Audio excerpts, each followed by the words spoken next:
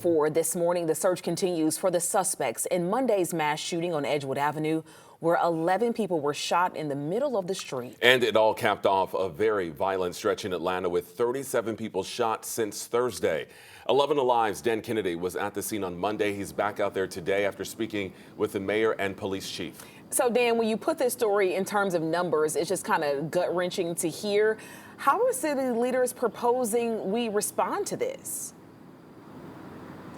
You know, city leaders say this crisis is bigger than just one department. They say it's not just up to APD to fix. They say solving this issue is going to take systemic change, and it's going to take the entire community because, as you mentioned, 37 people shot over 4 days. A lot needs to happen.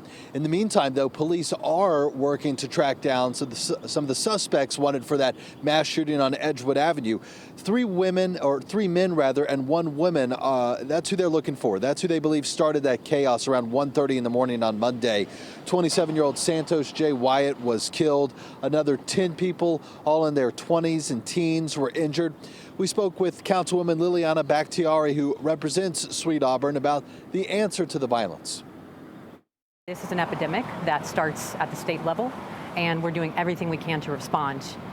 But it is a chronic issue and is really one that is difficult to counter. It's just not going to happen as fast as people want. That doesn't mean that the change isn't occurring. It is. But it's going to be one block at a time, one step at a time, one bite at a time. But we're getting there.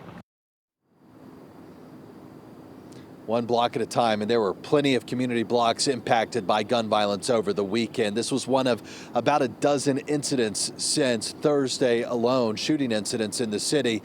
We talked to APD about perhaps motives in all these. Are they seeing any kind of connections? They say really the only thing they're seeing that a commonality between all these is that it's usually a hot temper involved and someone with easy access to a gun.